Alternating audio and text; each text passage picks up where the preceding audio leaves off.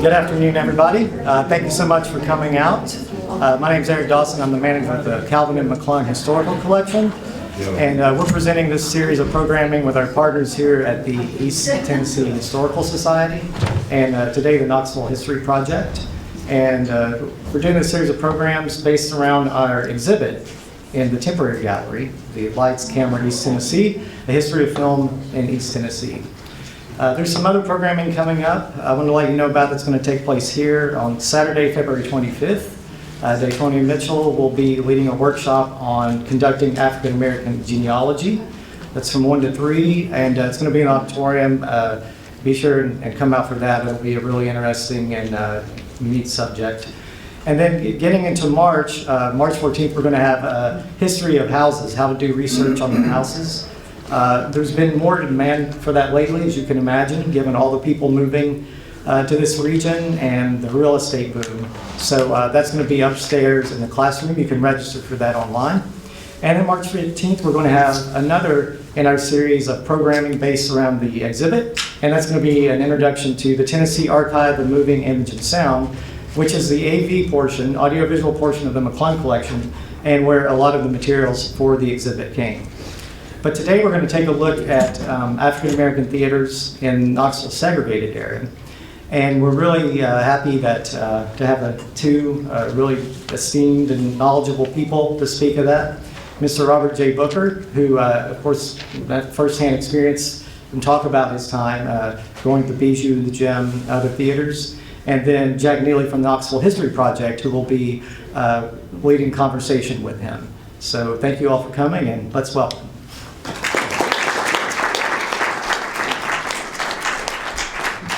Thanks everybody for coming out, and I'm much honored to be here and grateful that Robert stepped away from his long-threatened retirement to honor us with his presence, because this would not be a very authentic presentation without him.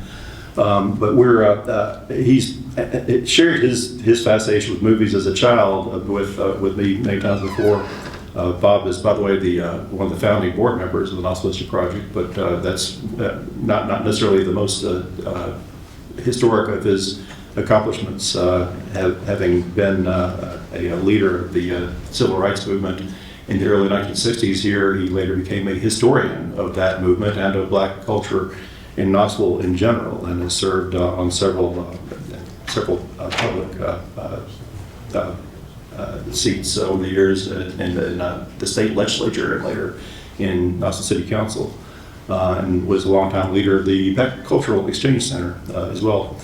But there's a particular irony about talking about movies and the black experience, because motion pictures came to the fore in the 1890s, basically. And as I've learned, one thing I learned from the great exhibit just down the hall is that I'd heard some rumors about early motion pictures being shown here in the 1890s on sheets outside at the old Turner Park on the north side of town. But the earliest known motion picture event we know of was shown just down the street, about a block down the street, when a company showed some very short motion pictures in 1895. Well, what else happened in the 1890s? That was also, the following year was a Supreme Court judgment, Plessy versus Ferguson, which allowed all states that were inclined to pull the hammer down on segregation, which had been kind of something that existed before but was never codified in law in such a way. There was no such thing as a white theater in Knoxville in the 19th century. That came in the 1920s, which is especially ironic in a way, when everything else was becoming modern and the movies were becoming extremely popular. But Bob, you have anything to add about that? It's ironic in a way that motion picture, and we've seen that in recent years in Hollywood, demonstrations about who gets Oscars and so forth. But motion pictures align perfectly with this codified racial categorizing in America that was completely unequal and often left black people out of the game, both as actors and as spectators. But is that your your impression, and I don't miss anything about that era, the 1890s, and that irony? Well, yes, of course, you know, the first Academy Award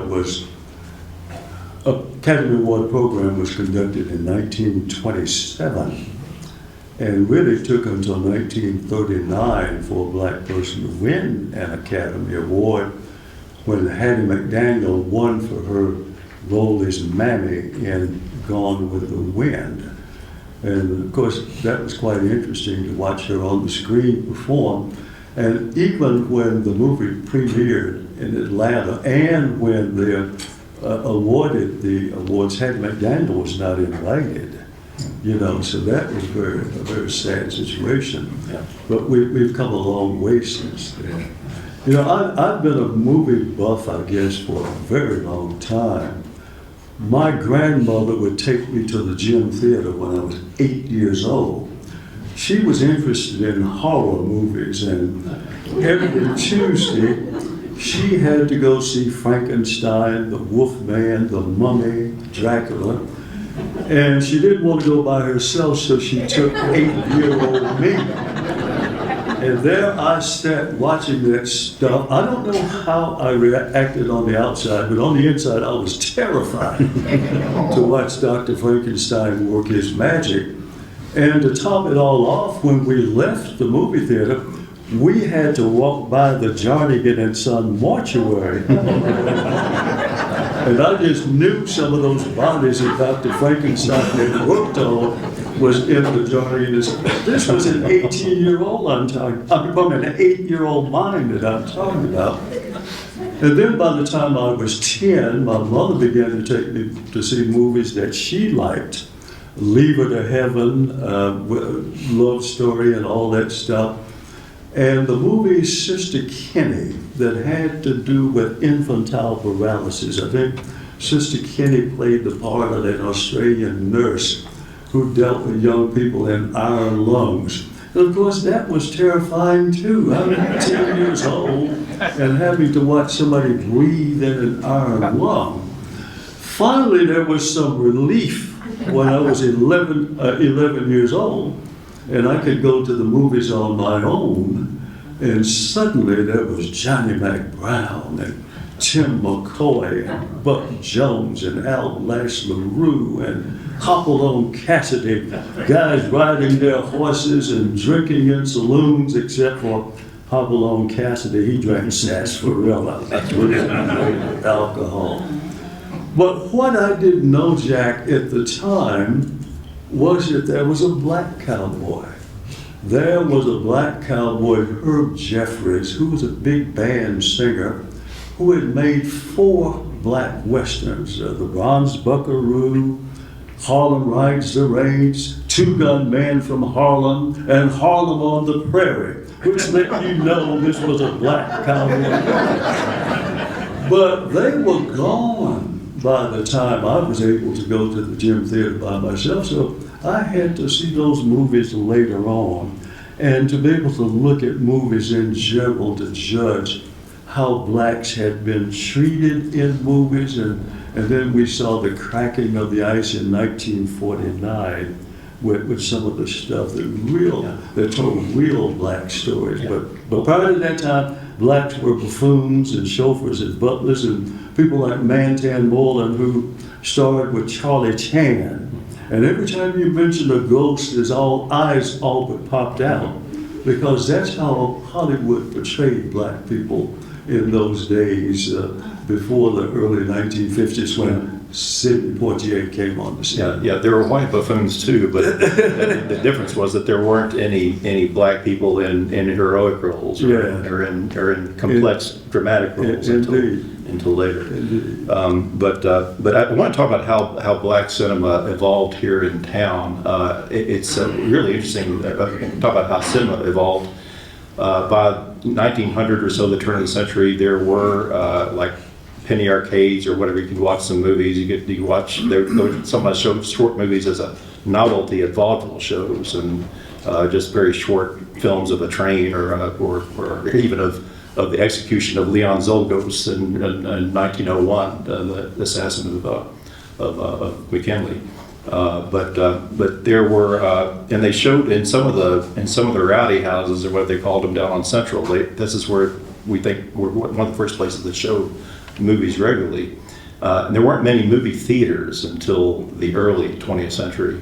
And one of the very first ones, is fascinating to me, was opened by a guy who was raised in slavery, Cal Johnson, in 1907. Opened a movie theater on Central Street, and he was in late middle age at this time. You don't think of people his age as being up to date with the latest technology, but he was apparently interested in the idea of motion pictures in 1907. He was how was it, 60 something years old at the time, and but opened this place called the Lincoln Theater down in what we know as the Old City area. And we don't. I wish I knew more about this. We have a few slides we're going to show later. We have an early.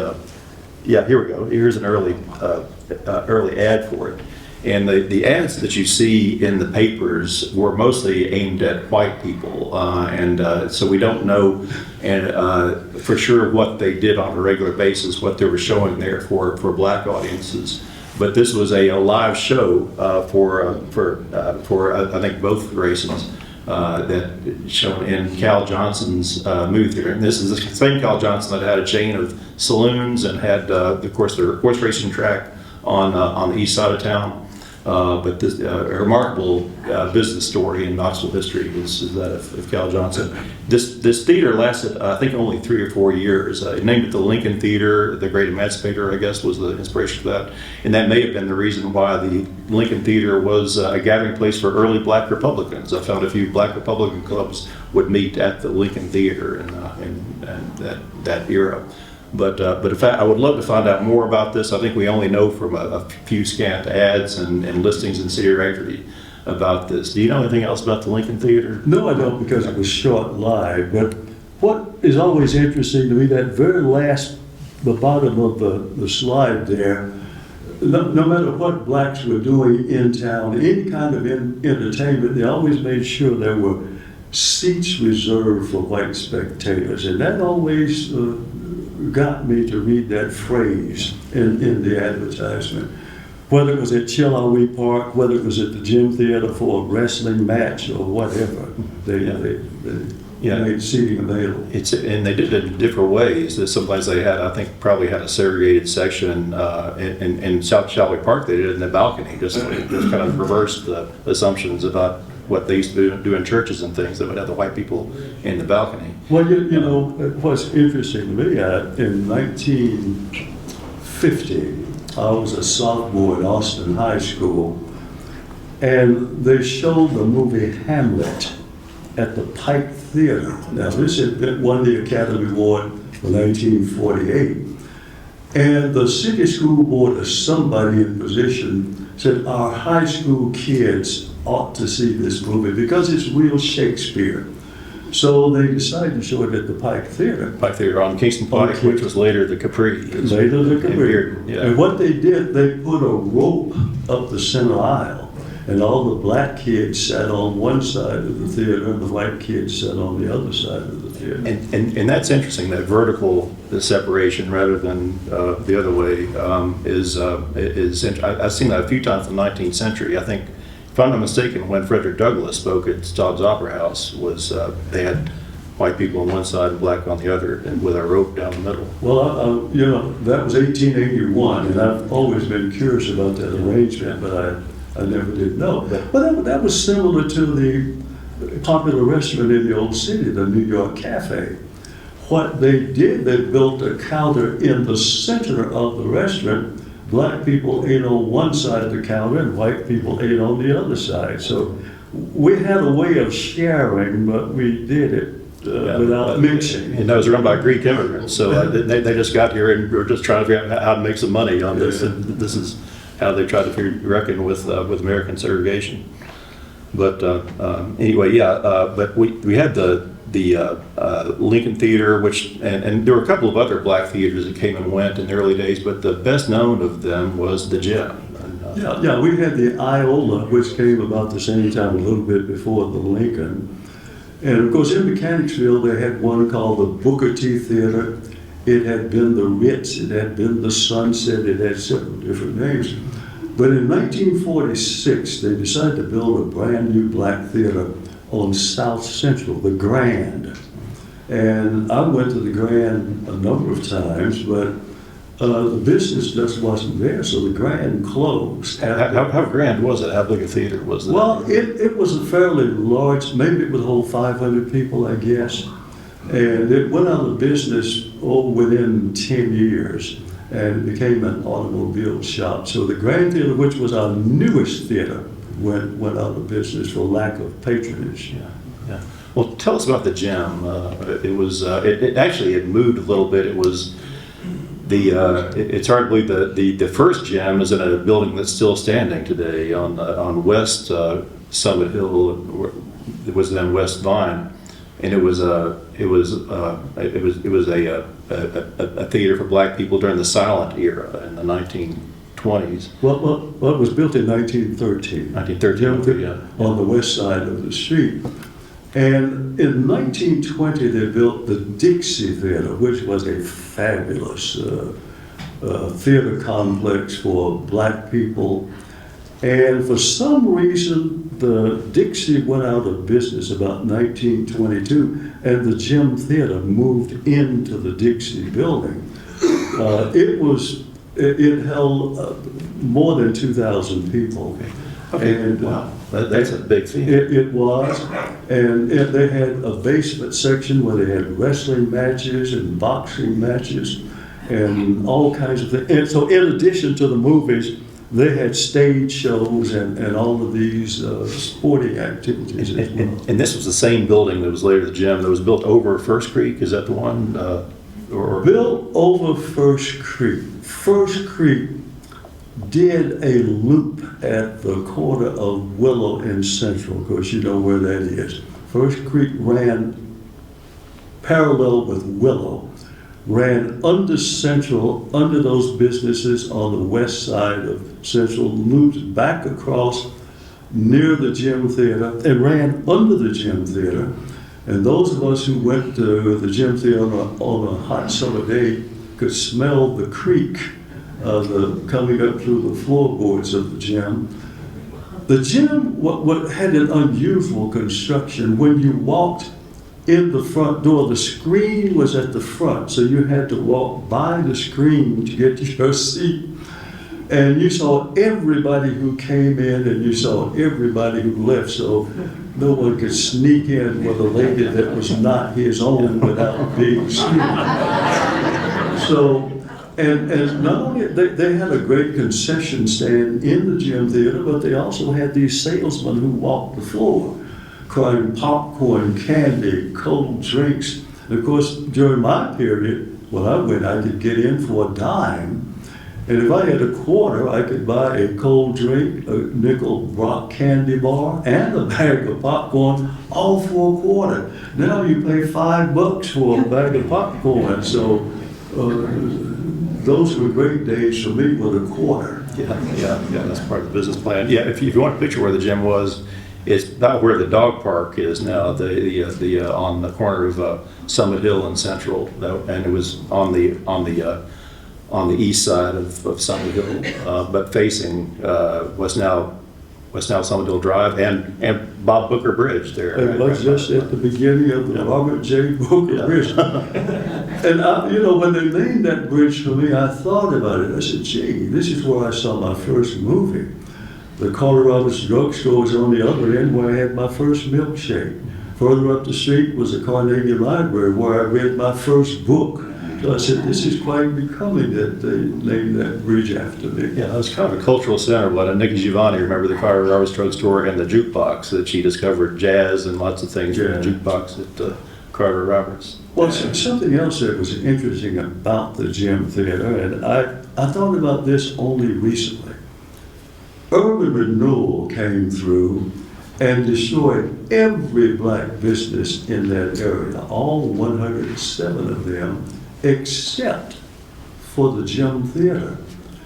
And I didn't think about why the Gym Theater was left standing until just recently.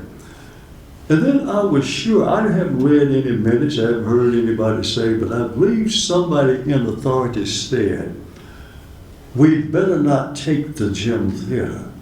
Because if we do, all of those people will be wanting to go to the Tennessee and the Louisiana. Well, what they didn't know was that our sit-in movement had brought about the segregation of downtown lunch counters and movie theaters. The gym theater lost all of its business and closed in 1965. So we went to the Riviera and the Tennessee anyway, even though they tried to keep us at the gym theater. Yeah. Well, we have some images of the gym to show later. What did you think of? Well, during this time, of course, the Bijou Theatre opened in 1909, and this was 2 years after Cal Johnson's Lincoln Theatre down there. But the Bijou Theatre, of course, was a bigger theater and was open segregated. It was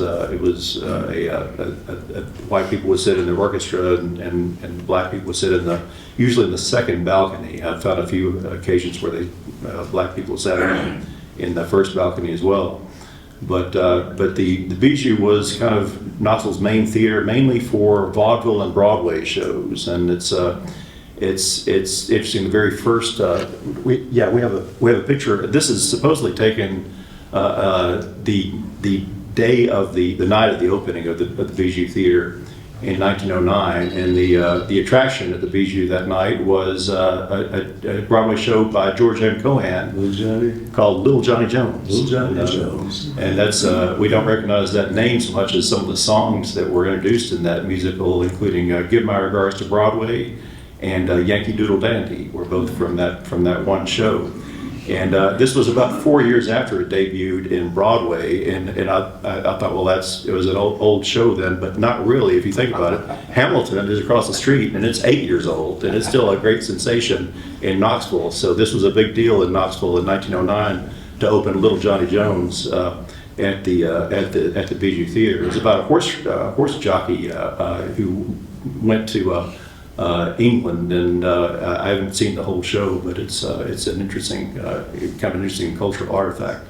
But it had there were both black and white people interested in this, and if you look very closely at this picture taken from the stage, and is it true that Jim Thompson took this picture? I think that Jim Thompson, the famous photographer, got out there with his big camera and just took a big flash picture of the audience. And if you look very closely at the second balcony, I don't know if we're not sure that everybody up there is black, but there are black people on the second balcony watching this first show ever shown at the Bijou Theatre.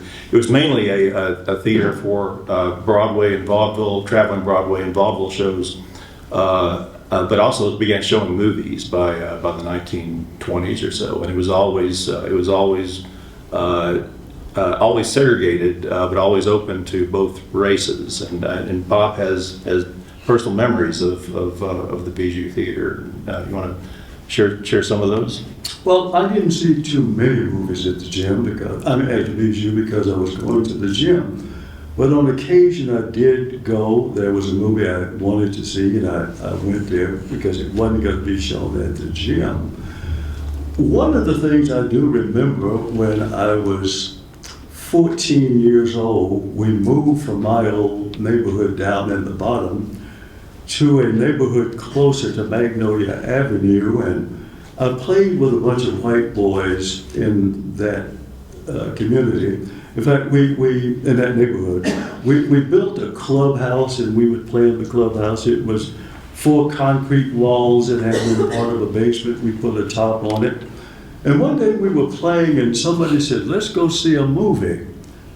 And sure enough, we walked down Depot Avenue to Gay Street to the Bijou. And they went in the front door of the theater, and I went up what I call the fire escape. I have no better description of the black entrance to the Bijou than being a fire escape.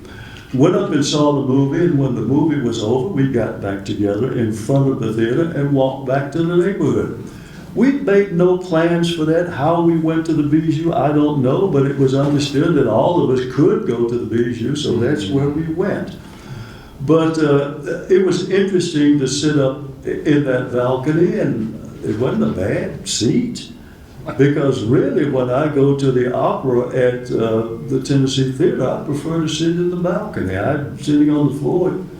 Well, the site is kind of, well, you don't get the panoramic view from the balcony. I mean, you get that from the balcony, but you don't get it from the main floor. So, Yeah. my memories are not that clear about the Bijou because I didn't go that much. Yeah. Well, I should mention the Bijou Theatre is, they're renovating the second balcony, which since the 70s has been used only for lighting and technical stuff up there.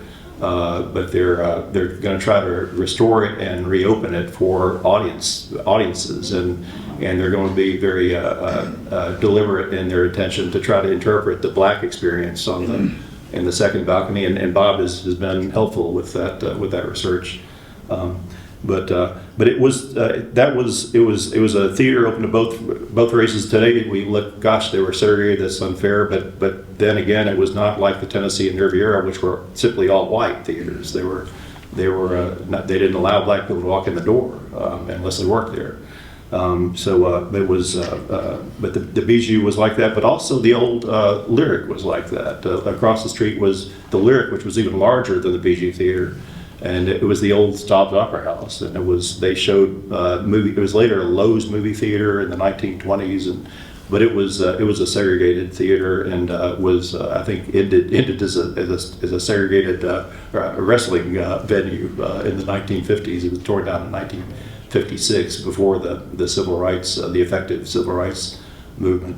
But anyway, you told me you don't have any memories of going to the Lyric. No, I never went to the Lyric at all. You know, it became the Lyric in 1922 after it'd been Staub's all those years. But I saw the ads for the wrestling matches and whatever, but I wasn't interested in wrestling, so I certainly didn't go, and consequently never set foot in that theater at all. Yeah. One other thing about the Bijou I want to mention is that they, I found a kind of an awkward set of announcements and ads in the mid-1950s when there was a new movie with Dorothy Dandridge and who else? Mahalia Jackson. No, Pearl Bailey was in it, but called Carmen Jones, and it was an all-black cast interpretation of the opera Carmen in English. Yeah, with Harry Belafonte. Harry Belafonte is in it too. That's right. And it was announced for the Tennessee Theater, and then oddly they stopped talking about being at the Tennessee Theater, and because the Tennessee Theater was all white in 1955, 56 when it came out, and then they announced it for the Bijou Theater, and that was I think that was to allow they knew that there'd be a lot of Black interest in this movie. And wanted to maximize ticket sales, I guess, but thought that Bijou would be a better place for it. Well, I saw it in England. I was courtesy of Uncle Sam. I saw it in an unsegregated theater in England, so I didn't see it here in Knoxville. Yeah, I wish it's a fascinating movie to watch if you haven't seen it. I have a copy of it in my collection. But and interestingly enough, those people were professional singers, but somebody else did the singing for them, both Harry Belafonte and for Dorothy Dandridge. I didn't know that. Yeah, somebody else did the singing for them. Wow. But I just can't imagine. We can only imagine the backstage discussions. Gosh, we have this all-black cast theater showing in an all-white theater. Is this really a great idea? And I think they finally. Well, Jack, that happened one other time. There was a theater on Gay Street, I'm forgetting the name of it now, but there was an all-black movie that was a musical, and they needed the right sound to present this picture, and the Gym Theater at the time didn't have the equipment, so they had it at the all-white theater on Gay Street, and later on when the Gym Theater was well equipped with the sound, the movie did come to the Gym Theater. So we've had all kinds of mixing and mingling sometimes with our movies that were unintended, I guess you might say. Yeah. Well, we have some more images. Paul, you want to show some more? Here's a picture of the Gym Theater. We have several of them, and we're kind of puzzling over I think they're mostly dated 19. Well, this is 1921. This is really early, and this was, I guess, just when it became the gym, or was it? That's right.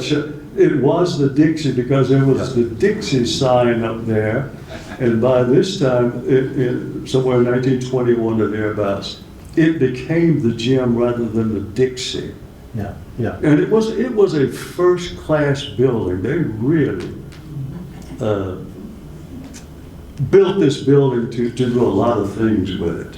Yeah, and I think this is the First Creek is flowing underneath this building. And notice the traffic control tower up there. This was before we had automatic street lights. And there were about 10 or 12 of these traffic boxes across the city where a policeman would sit up in the box. You see a collar up there operating the lights depending on the traffic flow at the corner line in Central at the time. They would turn on the red lights and the green lights and whatever. Yeah, it looks like that might be a barber shop down there with the striped pole, I'm guessing. Yeah. But, yeah, next one. Okay. Yeah, I had never seen this before. You know something about this. I was impressed. I'd always heard rumors about Mamie Smith, who was the first black woman to record, to make records and jazz records in those early days. That's what she was, and on my radio show, I played that record that she did. And tell us about your radio show. Are you still doing it? Well, yes, I have a radio show on WKGN every Thursday and Saturday. Thursdays from 1 to 3, Saturdays from 10 to 12. And sometimes I feature music like this, and big band also. I play music from the 50s, 60s, and 70s. And one day I featured Mamie Smith to talk about her visit to the Gym Theater. And that crazy blues song that was her big hit that made her the first black woman recording artist.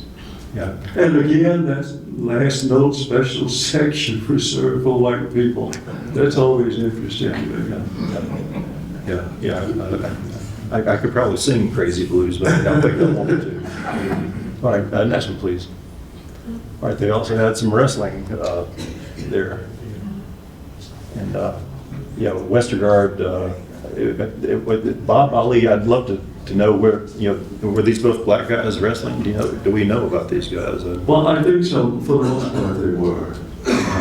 They had a lot of this at the Gym Theater during that period of time. And at Staub's as well. Yeah, next one, please. All right.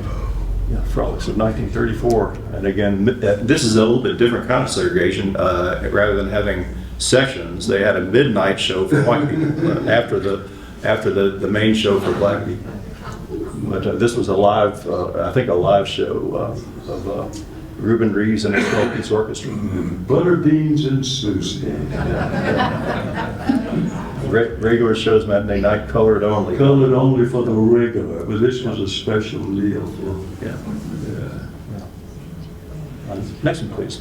Well, one thing, Jack, I think those people who put those things on wanted to make sure that the white community understood what was going on with the black community, entertainment-wise, culture-wise, so they tried to share as much as they could about black culture in Knoxville. So that was the reason. And it wasn't just trying to reach out to black culture. This was jazz and blues were the new kinds of American music. This is the most exciting thing happening in America. That's why we call it the Jazz Age in the 1920s. Yeah. So naturally they wanted to catch up. Yeah.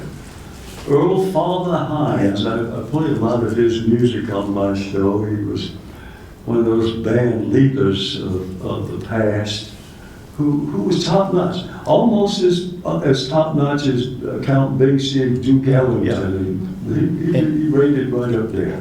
And it's remarkable that he played here a lot. And this, not just at the Gym Theater, he played a series of shows. He was for 2 weeks at the Riviera Theater, the all-white Riviera Theater. He did shows. It was almost like the Cotton Club in New York, which was all. Music was kind of colorblind, wasn't it? Yeah. But he played at places in Mechanicsville now and then. I don't know if he had friends here or what, but he played here almost every year for a long period of time when not everybody did in those days. But yeah. All right, Harlem Broadcast.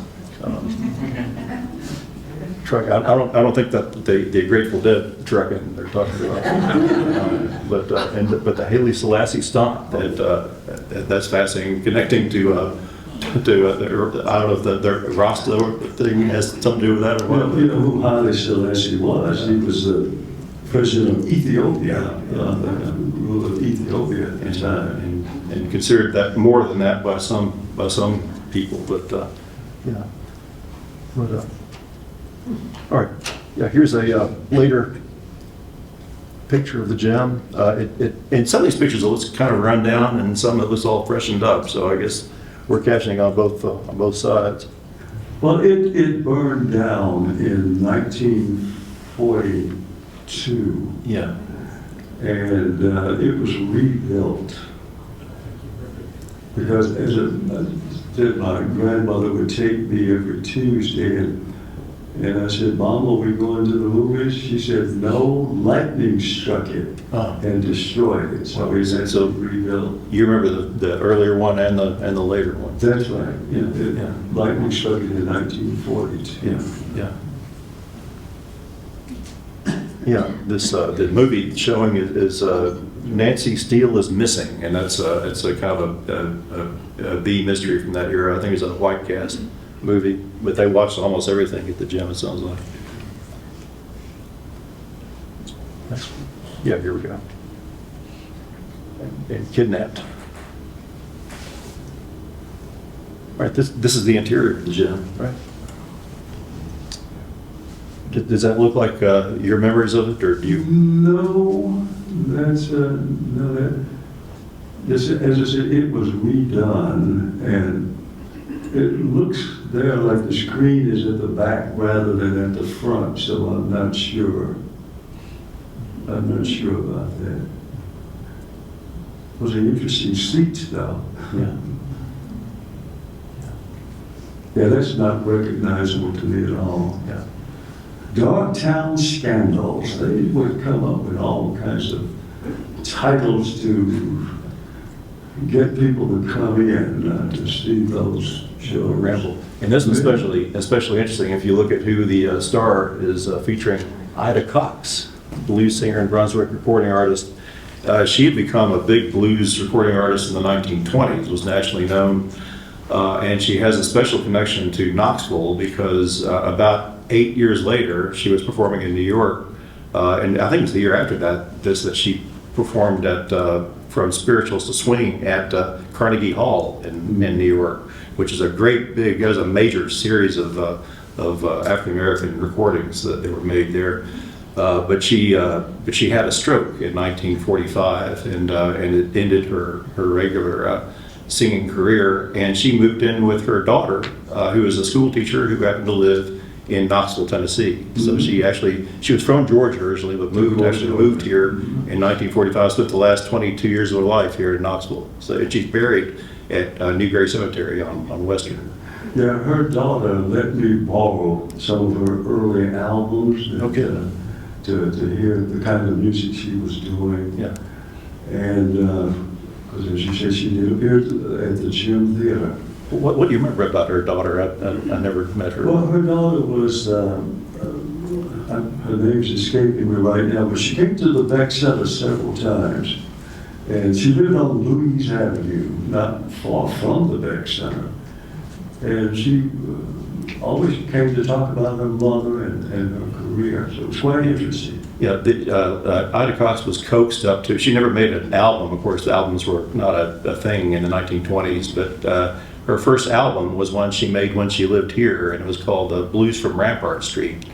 And she went to New York to make it with the Coleman Hawkins Quintet. That album in my collection. Yeah. But it's great that at the time, the last few years of her life, she sang here only as a member of the Patton Street Church of God. Church of God. That's right. But I'd heard that she performed at the gym, but had never seen evidence of it until we saw these. And she was here several years in a row. And you see Ida Cox, Queen of the Blues singer. 12 high brown girls. Oh, word things, didn't we? Okay. And Lloyd Jordan, of course, in his 10:35. You know, there were 5 or 6 of those people, and they sounded just like a big band. And he too was one of those people who made a Western. He went out west and rode horses and shotguns and all that kind of stuff. So he's the only other one, big star I know of, who participated in a Western movie. He was a mainly noted saxophonist and band leader and a singer, right? Didn't he do Caledonia? Caledonia, Yeah. makes your big head so hard. Yeah, but it's this is one of very few ads for actual movies at the gym that we've seen, and like I say, the ads in the newspapers were mainly aimed at white people, and they didn't expect white people to see movies at the gym theater, but this was one that they thought might be an exception. I'm not sure this movie was shown. It was a musical comedy, I think, despite the forbidding name Beware. I think it was a funny comedy, and I haven't seen it, but I've heard people say it's underrated and a fascinating kind of catalog of black It performers. may be his Western movie, I'm not sure. It may be the Western movie that he did. Yeah. But, yeah. Next, please. There we go. Yeah. Now, this is, of course, quite interesting, where Hollywood attempted to make black people more human with their portrayals. This is a later edition of Imitation of Life. The first one came out in 1934, and it starred Claudette Colbert and Louise Beavers, I believe. And this one has Juanita Moore in the black role and Lana Turner with Mahalia Jackson singing at the black character's funeral. You know, so I've seen both of these movies. Yeah, they're considered groundbreaking at the Yeah, time. they were. Even Sandra Dee is in it. Yeah. And Susan Conner is in there. I think she played the part, she was white, but she played a black role. I think that may be the one where she was trying to pass for white. You know, I get these movies mixed up now. I haven't seen either one of them in such a long time, but that's what it was all about. Yeah. I wonder if this showed at the White Theater on Gay Street. Next one, please.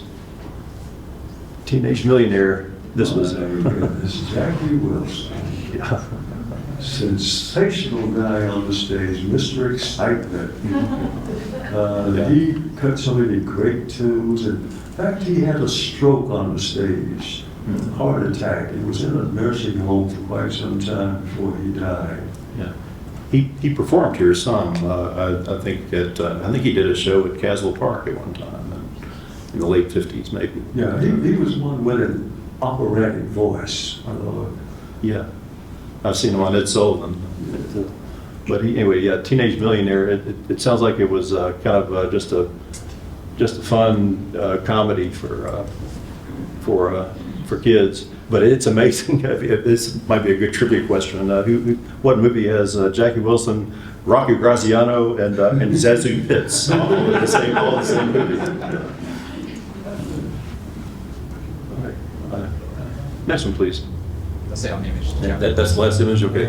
Well, next we have a little film of the civil rights era, and Bob has a little cameo appearance in the middle of it. Look for him. But we're going to show it, and Bob, you're welcome to comment on anything you see. But I think it'd just be interesting to show it.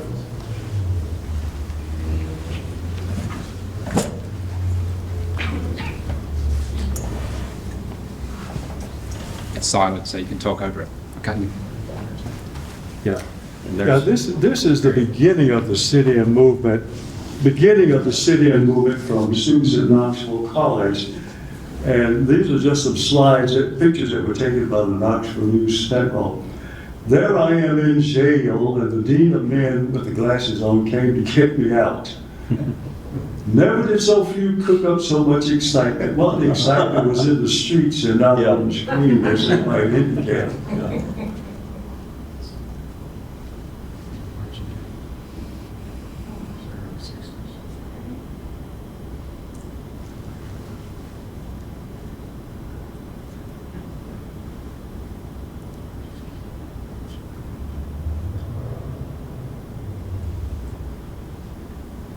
Yeah, is that the Tennessee, Bob? One of Tennessee, Yeah, all over that's- here, I'm not sure which one. It looks like the Tennessee, I guess.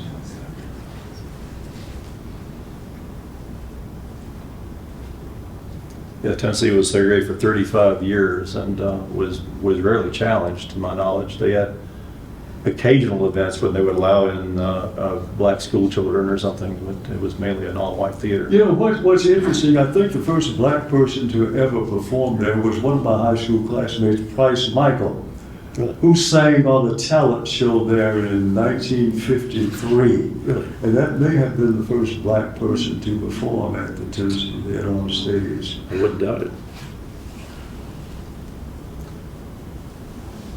John?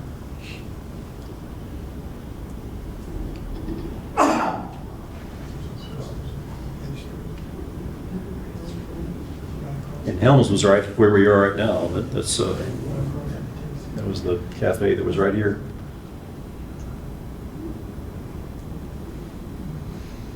What year is that? 1963, probably. Does that sound right, Bob? This looks like 1963. I had gone by then. I was teaching in Chattanooga, so I had gone. And this was after I left. But you started some before you left, didn't you? Yeah, I did. I was in Bonn before I left.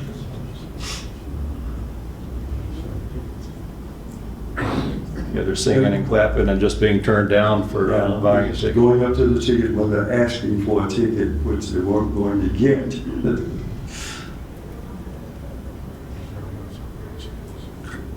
Yeah, all this is 1963.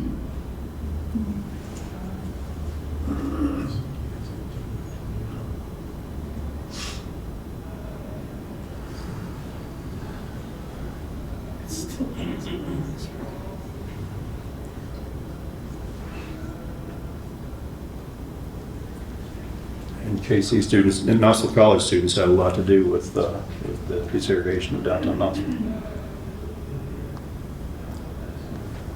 And it's mostly peaceful, but at least characters on the left look like they didn't want it to be, maybe.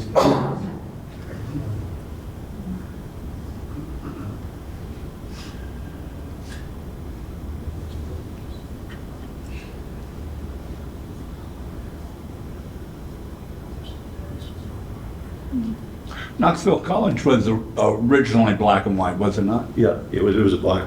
And then it went segregated. Yeah, All black. it was mainly a black college. They had a few exceptions in there. No, I know, but I mean, there were black and white, and then early 20th century, it went all black. Well, it was established Big for black statue, people. right? Yeah, the state law of 1901 said that no blacks and whites could go to school together in any classroom, Right. private or public. So anything left was split. Anything black and white prior to that, after Plessy Ferguson, became segregated after that. Well, in education, Knoxville College had always taught blacks and whites together, as did Maryville College. Maryville College had taught black people since 1819 when it was founded. But that state law of 1901 outlawed the mixing of races in classrooms. Yeah. And you also had it in rock concerts, you had it at dances, I think you mentioned one time. Yeah. I mean, you'd have dances, you'd have like, not only boys on one side, girls on, but you'd have blacks on one side and boys and whites on the other. So it was never, like, you know, I heard of concerts here that, you know, popular rock concerts that were black and white. Really, all of that was left up to the proprietor because the law of 1875, which put us in segregation, didn't even mention black people. It said that the proprietor of a business has the right to refuse service to anyone, That meant that black people couldn't stay in hotels, couldn't eat in restaurants, couldn't go to movies, couldn't ride stagecoaches, couldn't ride ferries, if the proprietor did not want them to ride. And the state law provided that no proprietor could be taken to a state court. If I were to protest, say, look, you don't admit me because I'm black, I couldn't take them to court. The state laws, the state courts wouldn't hear the case. So that was a state law in 75, not a federal? It was, well, the state law was in answer to the federal law. The federal law, 1875, gave black people those rights to eat in restaurants, stay in hotels, do whatever. And the state law said, not too fast, folks. So they passed their segregation laws without mentioning black people. In fact, it's not called the Jim Crow law because it didn't mention blacks. You would think they meant people who were drunk, boisterous, wouldn't pay, dirty, whatever, but it was aimed at blacks without mentioning blacks. So that's what happened for 90 plus years. And that would be Tennessee, right? Tennessee state law was that. And I'm sure Alabama, Georgia, Mississippi, and the rest did the very same thing. Yeah, then just. So I'm sure they all mirrored each other, yes. Yeah. Well, another question back there, Mayor Palmer? Yeah, how well attended were the performances for white people at Bijou Theatre? Were they popular with the white community? You get the question. The question is about how, with the gym, a lot of white people did come to shows at the Gym Theater. Do we have any anecdotes or data about that? I don't think so, but I know even during my period of attending the Gym Theater, white people always came. Not many, but 2 or 3 maybe walked in because they wanted to see a movie, and they weren't in it. Who was the distributor for Gem? Was it the major studio? Well, it was owned by the Bijou Amusement Company. So I guess whoever furnished the Bijou and other theaters around, there were several in that chain. So I have no idea, but it was owned by the Bijou Amusement Company. Okay. Because it would seem to me that any business, like the Bijou or the Gem, would want as many people to fill the seats so they can pay their mortgage Not really. and pay their bills. No, that wasn't the way they thought in those days. That's the object. Now, some of the thinking was if I let those people in, I'm going to lose some of my other customers. So, I mean, so. Oh, I see what, yeah, okay, yeah, okay. Because that's what we had to experiment in the city movement. I see. Would integration of the lunch counters harm the businesses? Would white people continue to come? And it's very interesting to me because during the city movement at Richard's department store, there was an empty seat between 2 white fellows, and I sat down. They paid me no mind. One had ordered a hamburger. When the hamburger came, he asked me to pass the salt. Passed him the salt. And then I said, "Excuse me, mister, but do you object to sitting beside a Negro?" He said, "I sure as hell do, buddy," and got up and moved. A number of things like that. Well, people hadn't thought about that. Yeah. But, you know. So I guess in the way like the Gem, it had to stay in business.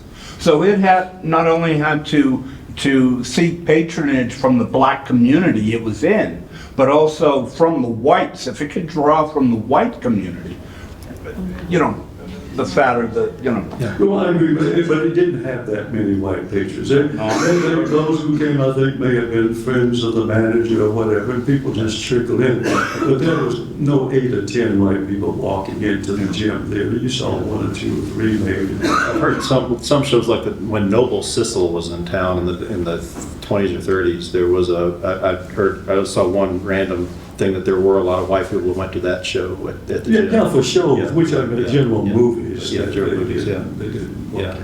But we have a question back Yeah, here. was the pricing between the Gym and the Bijou, and also, I mean, since you're having to sit in substandard seating, did you pay substandard price? No, you paid the same price. You know, it's like people who were riding the trains in those days that was segregated. you rode in a cattle car, but you still paid first-class fares. And that was the same thing with the Bijou. We sat way up at the balcony, everybody did the same thing. Yeah, but You mentioned a movie that caught my attention, the movie I Passed for White. I was curious, like, if you said maybe it would have played at the gym, because just in researching the exhibit on Eastern Tennessee Cinema, the lead actress, the white woman who plays the black woman who's supposedly passing for white, Sonia Wilde, I think her name is. Jake Butcher's wife, that's right. Yeah, married Jake Butcher, so I thought that was an interesting connection. But I was curious, do you remember, did it play at the gym, or? No, I don't remember that, but as I said, I remember Pinky, the white actress Jean Crane played a black girl who was passing for white in Pinky, and her grandmother was Ethel Waters. And also in Lost Horizons, you saw Mel Ferrer, who was a white actor playing a black actor who was passing for white. So in 1949, there was a spate of those movies that with black people passing for white. Yes. yeah, that's, What can you tell me about the Park Theater? You haven't mentioned it. I haven't mentioned it because the Park Theater was a segregated theater until about the very end. And I think I went there 2 times, or maybe 3 times. I think the first movie I saw there was Earthquake with Charleston Heston, and the movie was so small and the sound system was so heavy, I thought the theater was going to fall down every time the earthquake rumbled. But it was the Park Theater because it was in Park City. It was a white theater. I'm not sure, Jack, we got right here when it was established. There were movies there when I was a child. Yeah. yeah. It's funny about that because the Tennessee Theater had always been the first run theater where the big blockbuster movies would come through first until the early 1960s, when suddenly the Sound of Music and everything else, that showed at the Park Theater first in the Middle of East Knoxville. That was the Park, and then the Capri too were kind of the 2 suburban theaters that showed movies the first time. The Park Theater, a movie theater in East Knoxville, opened in 1938. It was located on Magnolia at the corner of Olive Street. I saw Hello Dolly there. You did. I saw Patton and Jaws, I think was the last one I saw there. Sir, were there any coordination in the sit-ins of Knox College with any white organizations, churches, individuals? Well, the coordination between Knoxville College students and the sit-in movement and churches, the Unitarian Church was very much plugged into it. Of course, all the black churches were, but the white pastors gave support from the sidelines, but not many white churches participated. There were some groups from some of the white churches, especially women, who were observers on the scene, who could report what was going on when things got out of kilter. But there was not that much support from the church community during the sit-in movement. And what was the worst violent incident that happened in that? Well, see, I never saw any, but there were people who had cokes thrown on them, people who were hit by salt shakers maybe. There was a stink bomb set loose in front of the theater the night I was arrested in 1961. I never saw any of that. I never saw or heard of any violence, but there was some. But the city of Knoxville said, we're not going to have that here. And Mayor Duncan assigned police officers who understood what was going on so things would not get out of hand. So we didn't have the problem that they had in Birmingham and Selma and other places, because no police dogs were going to be sicked on people, no fire hoses were going to be turned on, because Mayor Duncan and former Mayor Cass Walker and former Mayor Joyce Dempsey said, we don't want that in our city. But Mayor Duncan told me that a governor, maybe of South Carolina or Mississippi, I'm not sure which, called him and asked him why he was allowing those sit-ins to take place. aren't you a southern city? And he said, yes, we're a southern city, but we don't want the problems here that we're having in your state. And as long as people are peaceful, we're going to let them protest. So that was the attitude of Mayor John Duncan and other leaders in this city. Were any white opposition people arrested? As far as I know, the night I was arrested, 51 people were arrested. One white fellow was arrested. He was the one who threw the stink bomb that I didn't know anything about. But it's in the newspaper article, so that's all I know. A couple more questions. He's been trying to get. Yeah, I think he has too, but yeah, go ahead. Where was Riches? Was it over on Henley? Yeah, Riches was what later became Miller's and still later became Hess's. Riches was it's now the UT Conference Center. Yeah, it was a big fancy department store that was based in Atlanta, and they opened in 1956, and they claimed to be ultra modern, and they were ultra modern in every respect. They were so modern that when they opened in 1956, they didn't cut the the ribbon. They disintegrated it with a nuclear charge with Oak Ridge scientists watching and ensuring everybody that it was safe. But they were not modern in one respect, in that they were segregated. Their lunch counter was segregated. I remember in that building where was the counter, was it on the first floor? Do you remember the lunch counter? Some of the lunch counters were in the basement. I don't remember the Miller on the Gate Street. Upstairs. Well, they had two. They had one on. They had two. Yeah, they had the law room upstairs, which was a fancy lunchroom. That was the one we wanted to desegregate. Yeah, it's interesting that Richards closed right after this demonstration, and it became Miller's when Miller's expanded and had a second downtown store. I don't know if the activism here had something to do with them withdrawing to just their Atlanta store or not. Yeah, okay, over here. Yeah, when I was a child growing up in Clinton, I went into the gym, what was the Ritz Theater, I think it was there. And I was really upset because they wouldn't let me sit up on the balcony. I wanted to sit up there because I thought it'd be cool. I couldn't go. So I got discriminated against. Why were you told you couldn't sit up there? He just said, you can't sit up there. Because I'd go to the Tennessee and I always wanted to sit in the balcony because I just thought that was cool, and I was told I wasn't allowed to sit up Well, there. they might have been closed because I don't think they ever had a black balcony at the Tennessee Theater. No. If the theater weren't full, they didn't want to manage the balcony, so that's why they asked me to sit on the main floor. Yeah. All right. Okay, I want to thank Mr. Neely and Mr. Blicker for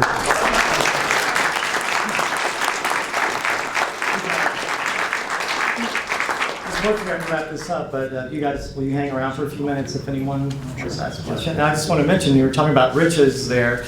I want to just point to the McClung digital collection online where you can go and see some photographs. Not just that, there are thousands of photos up there, including a lot of the ones we saw today. And the ribbon cutting, or ribbon exploding, that Jack talked about is on Tamas's Vimeo page. Oh, okay. There's actually footage of it when it did detonate. It's pretty interesting.